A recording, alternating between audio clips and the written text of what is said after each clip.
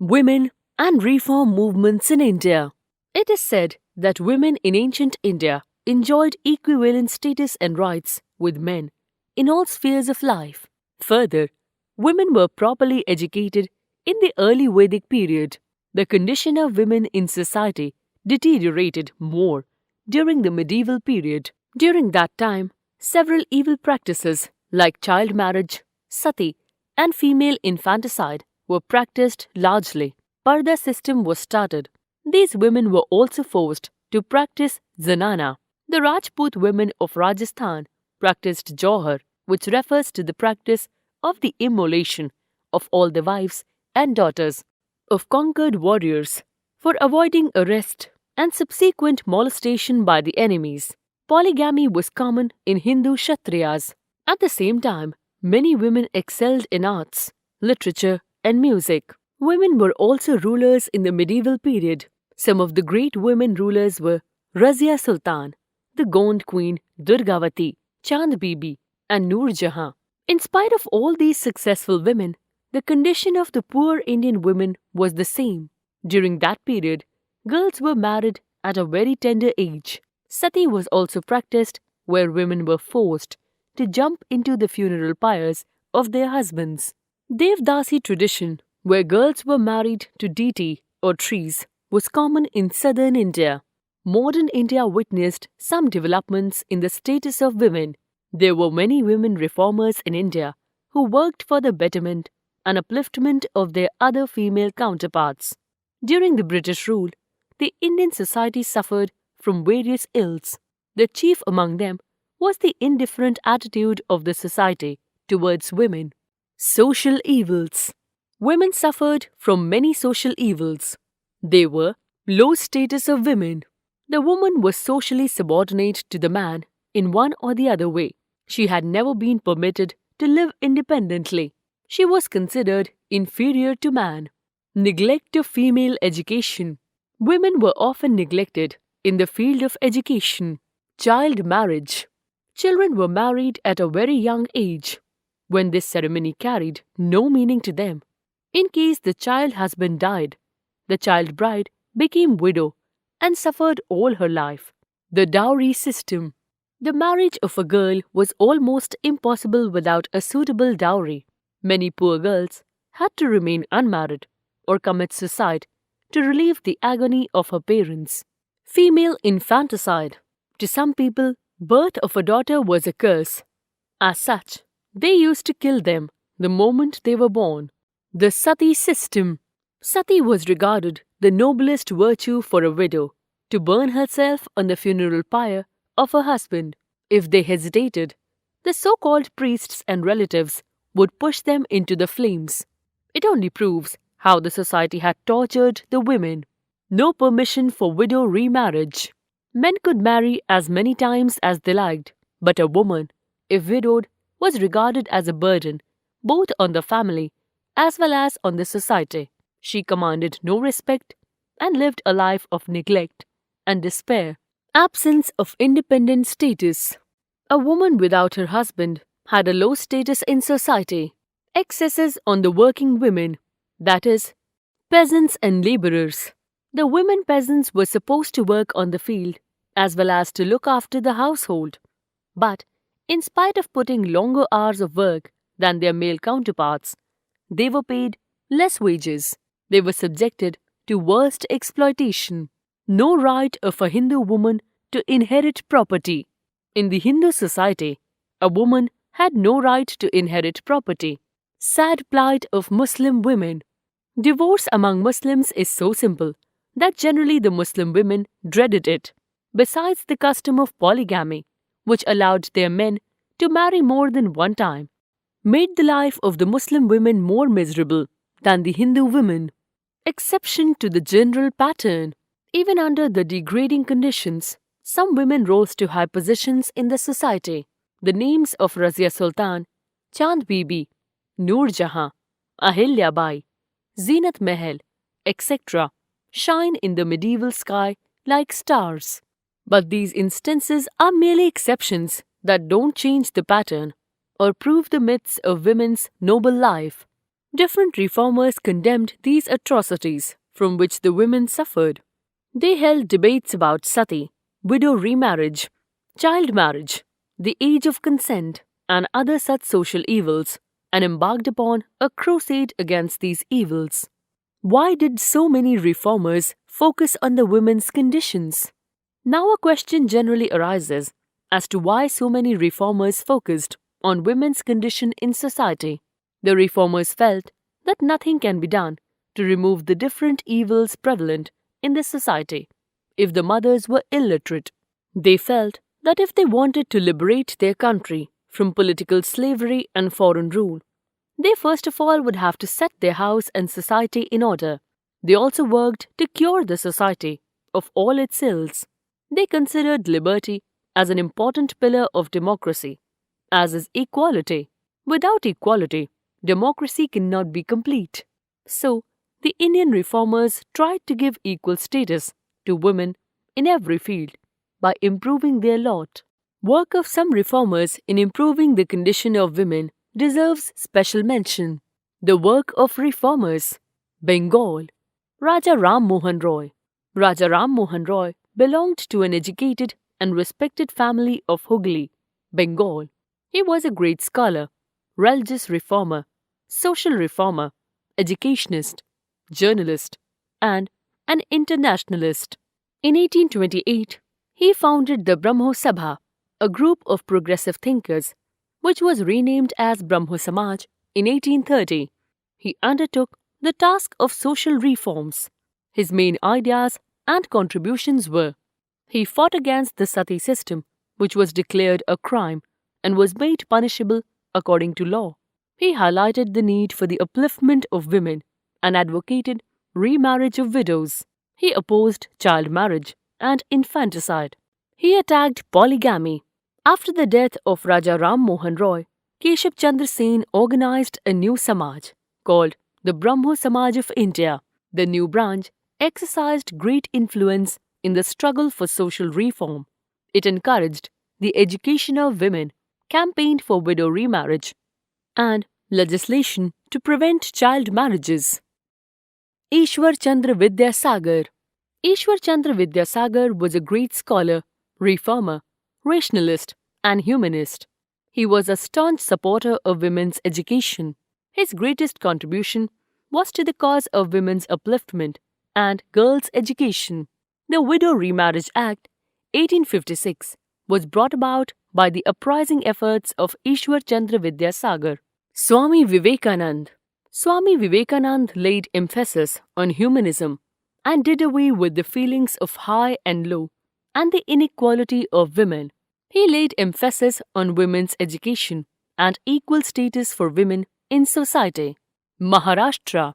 In the 19th century, the society in Maharashtra was ridden with many socio-religious evils. The first reform movement in Maharashtra for the uplift of women was led by Gopal Hari Deshmukh in the 1840s. He educated and awakened the people through his writings in Marathi for his concern for the welfare of the people and promotion of social and religious equality. He earned the title of Lokhitvadi. Jyotirao Govindrao Phule.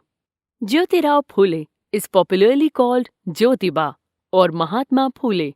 He founded the Satya Shodhak Samaj. He was a zealous social reformer who took up earnestly the cause of women and the downtrodden people in Maharashtra. He reached out to the widows and helped them to remarry. In 1854, he also started a school to educate the children of the depressed classes. However, his campaign for the economic regeneration of the depressed classes and the removal of untouchability soon acquired the character of an anti-Brahman movement. Nonetheless, his endeavors went a long way in creating a consciousness about the plight of the depressed classes among the people. In his efforts, he was actively supported by social reformers like Jagannath Shankar Seth and Bhau Daji. Prarthana Samaj. Keshab Chandra Sen's tour in Maharashtra led to the foundation of the Prarthana Samaj, prayer society in Mumbai, Bombay, in 1867. Leaders like Atmaram Pandurang, R.G. Bhandarkar, Gopal Krishna Gokhale, and N.M. Joshi lent great strength to the activities of this Samaj. The society conducted night schools for working people and associations of women for education of girls. It also ran an orphanage and an asylum at Pandarpur. Two great members of this Samaj were Mahadev Govind Ranade and R.G. Bhandarkar. Mahadev Govind Ranade was an eminent social reformer and scholar. He campaigned against child marriage, Parda system, and advocated for widow remarriage. He was a great advocate of the Hindu-Muslim unity. He particularly began a purity movement, which included temperance and anti-Nach, dancing agitations, admission of converts from other faiths into Hinduism, and reduction in marriage expenses. Under his spiritual guidance, the Deccan Education Society was founded in 1884. It had a small school, which in course of time grew into the famous Fergusson College of Pune. Ranade was also one of the founders of the Indian National Congress. Women reformers. It was not easy for women to support the cause of socio-religious reforms in a male-dominated society where women got no education and where mobility outside home was restricted. The reform movement was dominated by men. However, women who belonged to progressive families learned to read and write. Many of them could express their discontent and anger through their writings. A large number of autobiographies were written by them. A few, like Savitribai, could actually be part of the changing times, but often they had to face criticism from the orthodox elements in society. Savitribai, 1831 to 97, was the first woman teacher in modern Maharashtra. She married Jyotiba Phule when she was 9. She studied with his support. In 1848, they opened 5 schools in Pune, and in 1851, a special school for girls from depressed castes. They also opened orphanages for widows. Her letters give us a good idea about the experience of women during this important social movement. On her death anniversary, the Postal Department released a postal stamp. Pandita Ramabai laid the foundation for the movement for women's liberation in India.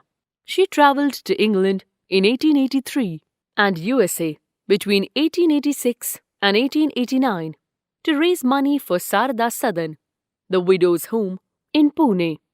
Her letters written to the governor of Bombay about the way women patients were treated during the plague of 1897 caused a stir in the British Parliament. She faced the wrath of the Orthodox Society for her liberal ways. Rokeya Hussain, a Bengali woman, started a school for Muslim girls in Bihar with her husband's support. As the member of the Association for Muslim Women, she was involved in many activities. She wrote a number of essays, especially about the practice of parda. She had to face much criticism. Sarojini Naidu, 1879 to 1949, the well-known woman poet and social activist, helped in setting up the All India Women's Conference and demanded full voting rights for women as early as 1917. Reform movements among the Muslims. The greatest Muslim reformer was Sir Syed Ahmad Khan, 1987 to 99. As a social reformer, he focused on the backward conditions of women. He advocated removal of parda and spread of education for women. He condemned polygamy and easy divorce. Muslim women were conservative and did not get any opportunity to receive English education. By the end of the 19th century, with the support of Sultan Jahan Begum, the Begum of Bhopal, they were able to start magazines that criticized the parda system and other practices. Reforms among the Parsis. Nauroji Jurdonji started the Religion Reform Association to modernize Parsi society. Dadabhai Nauroji used his newspaper Rast Goftar to propagate widow remarriage and other reforms. Impact of reform movements. New laws. The impact of the reform movements against customs, which were irrational, led to awareness among the people. This in turn paved the way for laws to be enacted. Some of the laws which came into effect were regulation prohibiting infanticide had been passed in 1795 and 1802. In 1829, sati was banned. In 1843, slavery was declared as illegal. In 1856, widow remarriage was made legal. In 1872, intercaste marriages were made legal.